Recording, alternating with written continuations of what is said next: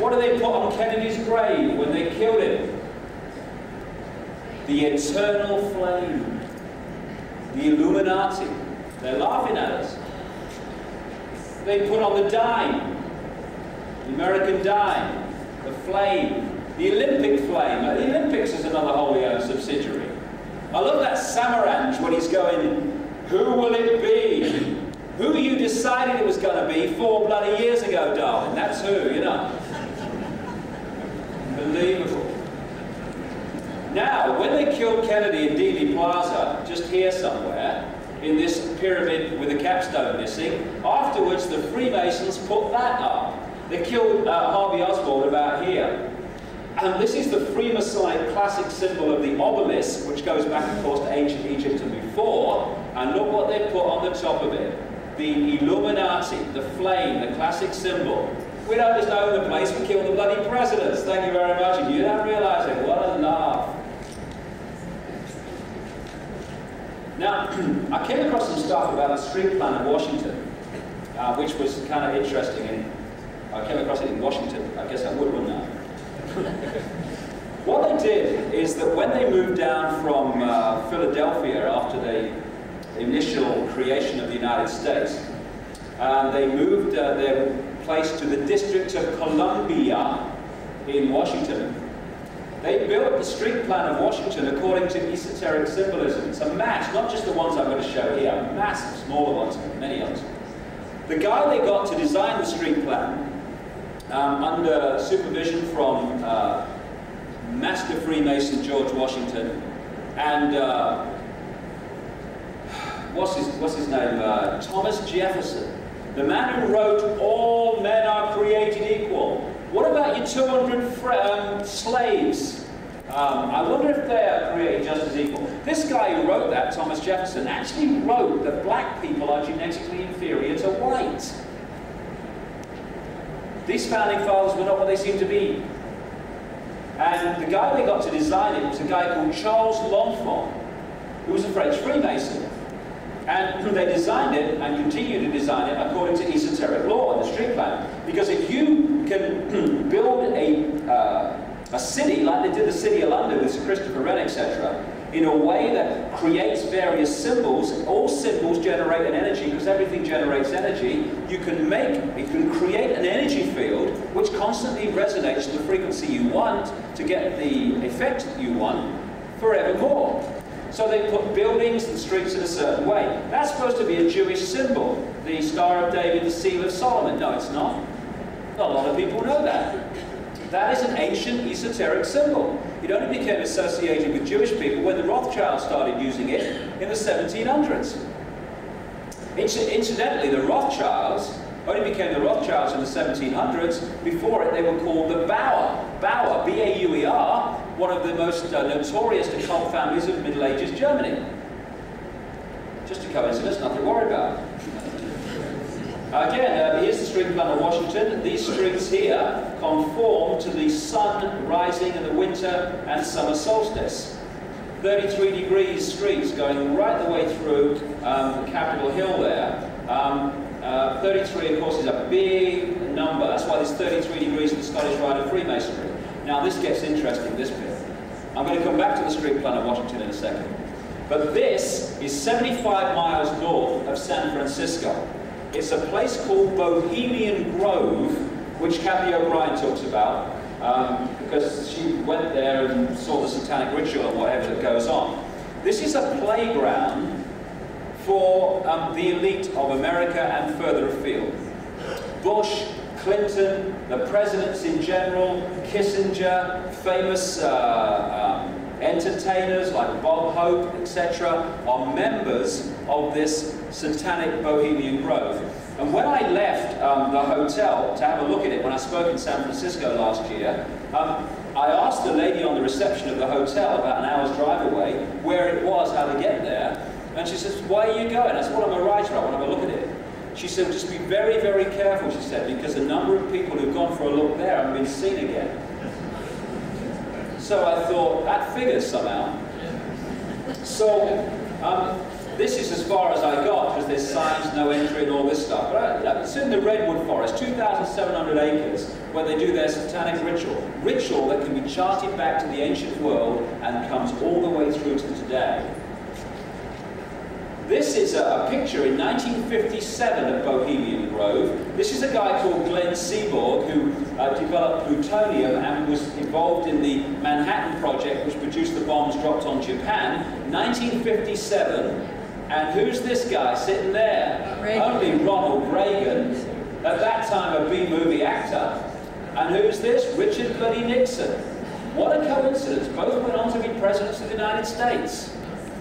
And they just happen to be members of Bohemian Grove, this elite secret corps in the 1950s. Just a coincidence. Now, this is another picture of Bohemian Grove.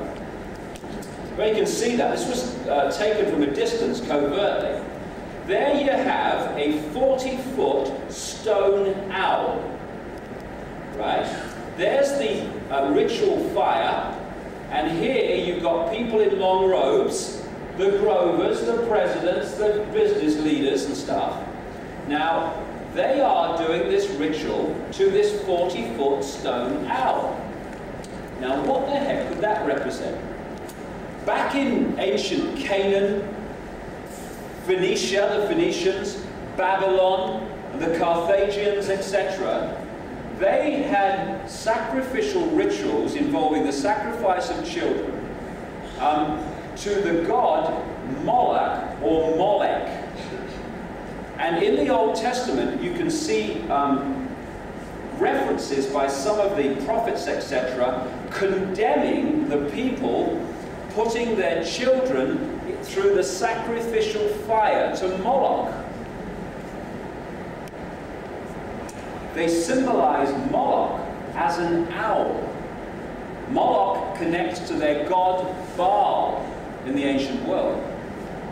So the owl is the symbol of this highly negative god that demands the sacrifice of children. Now, as I've researched this, I've met a number of therapists who are working with satanically abused children. And they tell me that when they talk about the rituals and some of the names used in the rituals, the main one mentioned for sacrifice of children is Moloch or Molech today. So the owl is very important to these people, which is kind of interesting because I found this in the street plan of Washington. This is the Congress building, and all I've done here is drawn a red line around the inner streets on the grounds of the Congress building. And it's a flipping owl. And if you get the top right of the dollar bill and you blow it up, a great deal you have to do it, sitting above the one is a very clear owl.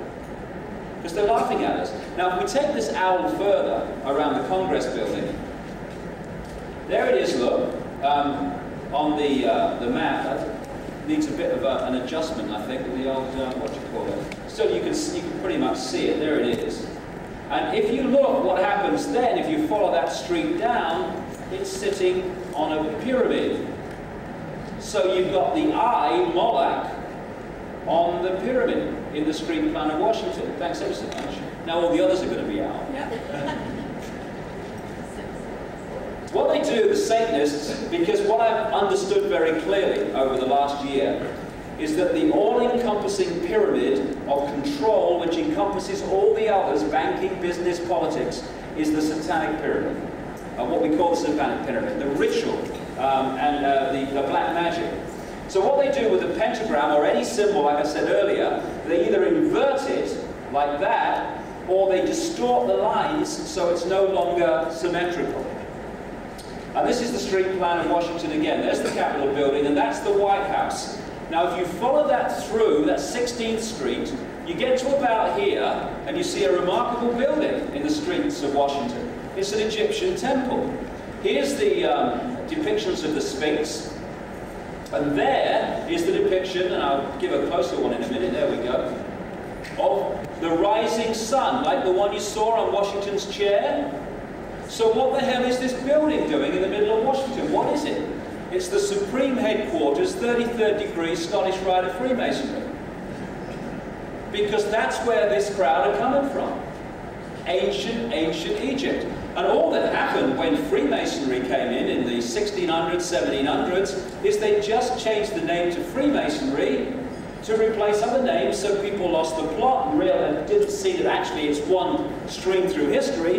And this is why the bloodline families, like the Rothschilds, change their name every now and again. People lose the plot.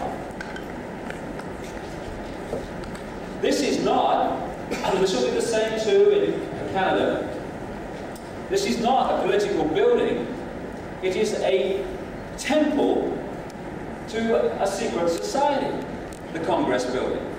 I mean, the dome comes from a word meaning place of the gods. One of the reasons the dome you find again and again in the buildings of this elite in the state capitals. Why is that called Capitol Hill? Because in the secret societies of ancient Rome, in the times of the emperors, etc., they had a sacred hill called Capitoline Hill. And so Capitoline Hill became Capitol Hill.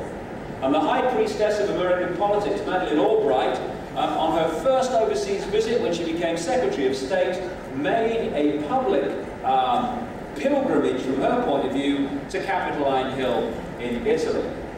Now, it's interesting that when you look at that, I think I've seen something like that before. Where's that? Oh, there it is, St. Paul's Cathedral, created by Sir Christopher Wren, the High Initiate after they burned London and had a blank piece of land. So what they do is that they symbolize all the time. The building itself becomes a symbol of the sun, the energy they work with, solar energy, male energy overwhelmingly.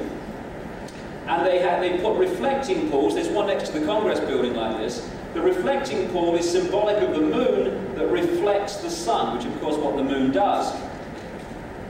This is why here in Dealey Plaza, when they built this after Kennedy's assassination, they put reflecting pools next to it on both sides. I think it's both sides, but certainly there, because that's the sun and that's the moon. And that's why the Washington Monument is one of them. The obelisk, again, major ancient Egyptian symbol, a solar symbol, and of course a phallic symbol, male energy. And what's amazing synchronicity in Washington today is that you've got that massive phallic symbol in the center of Washington, and literally a few minutes walk away, you've got another massive phallic symbol, and here it is.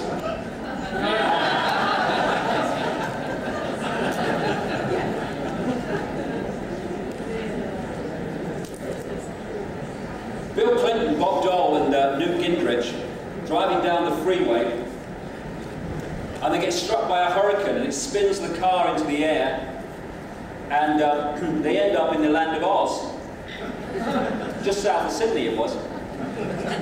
And Bob Dole asks for a brain, Newt Gingrich asks for a heart, and Bill Clinton says, "Where's Dorothy?"